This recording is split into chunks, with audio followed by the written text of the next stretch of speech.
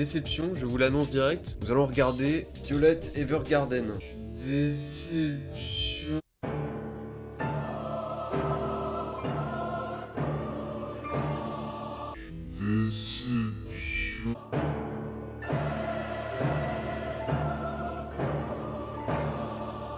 Violet Evergarden, je l'avais dit dans un live, c'est un peu comme une meuf bonne dans ton lycée, tu vois. Genre, elle a un putain de cul, mais c'est tout.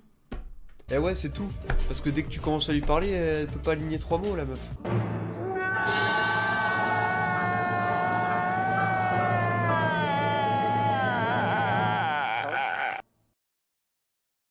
Salut ma petite bande d'otaku, et merci beaucoup pour les 100 abonnés. Je sais que cette fois-ci c'est officiel, il fait enfin beau et que l'hiver est fini. Mais même si vous êtes surchargé par les animés de printemps, il y a un animé dont tout le monde dit de lui qu'il est génial, et selon moi, il ne fallait surtout pas le rater cet hiver. Même si beaucoup de gens l'apprécient, il y a aussi beaucoup de gens qui le trouvent largement surcoté. Alors qui écouter? Bon, tout d'abord je vais commencer par le scénario.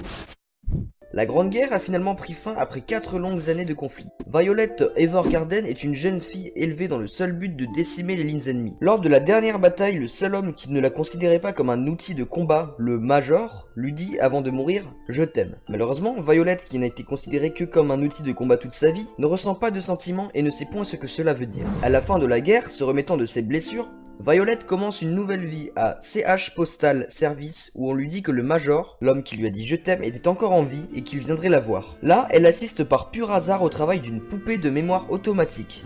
Les poupées de mémoire automatique, ce sont des femmes qui transcrivent les pensées et les sentiments des gens en mots sur papier pour les envoyer à leurs proches.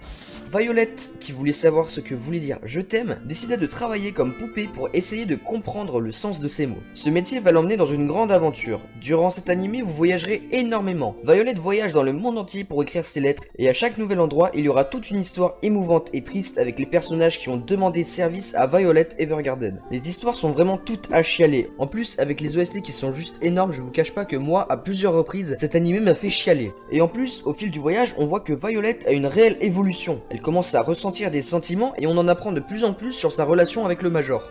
Voilà, ça, c'était le scénario. Je sais que c'est un peu le fouillis, mais en même temps, c'est très dur à expliquer car Violet Evergarden a un scénario extrêmement travaillé et c'est dur de le résumer. Ce n'est pas un scénario vide comme le dit Random Watcher. Au contraire, même les personnages les plus secondaires sont hyper bien travaillés. Et pourtant, il n'y a que 13 épisodes. À part elle, vraiment, je sais pas pourquoi, mais elle est pas travaillée. On l'aurait enlevé de l'histoire, ça aurait été mieux.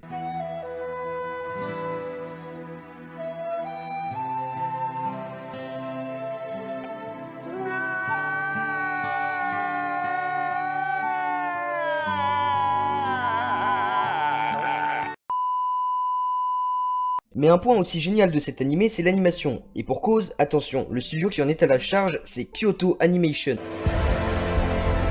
The prophecy is true.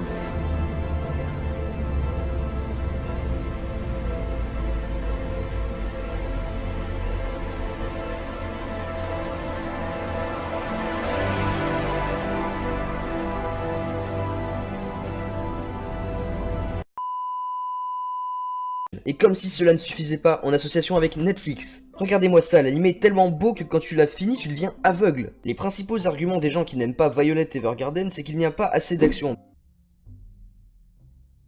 Sérieux, vous avez lu la description de l'anime? Les genres ce sont drame, fantasy, romance, science-fiction, slice of life. Vous croyez que c'était un neketsu le truc ou quoi? C'est comme si je disais qu'il n'y avait pas assez de baston dans Shigatsu wa Kimi no Uso, alias Your Lie in April. Bref, que ce soit niveau animation, musique ou même scénario, Violet Evergarden nique totalement l'anime game. Et je me demande si un anime de cette année 2018 arrivera à faire mieux. Pour moi, Violet Evergarden c'est encore plus que l'anime qu'il ne fallait pas rater cet hiver. C'est l'anime qu'il ne fallait pas rater de tout 2018. Donc pour répondre à la question de cette vidéo, non, Violet Evergarden ce n'est pas du tout surcoté. Je dirais même que c'est sous-coté. Voilà, c'est la fin de cette vidéo. J'espère qu'elle vous aura plu. De base, elle n'était pas vraiment prévue, mais je ne pouvais pas ne pas parler de ce chef-d'œuvre. D'autant plus que peu de personnes l'ont fait. Si tu as aimé cette vidéo, n'oublie pas de la liker, de t'abonner et surtout, si tu es abonné, d'activer la petite cloche. Et j'insiste bien sur ce point. Si tu es abonné, active la petite cloche, sinon tu ne seras pas notifié des prochaines vidéos. Mais le truc qui me ferait le plus plaisir et qui m'aiderait beaucoup plus, c'est le partage. Ne serait-ce que en parler à vos amis, ça me ferait vraiment plaisir. Je vous annonce d'avance que la prochaine vidéo sera un peu spéciale par rapport à d'habitude. J'espère qu'elle vous plaira quand même. Bref, moi sur ce, je vous dis sayonara.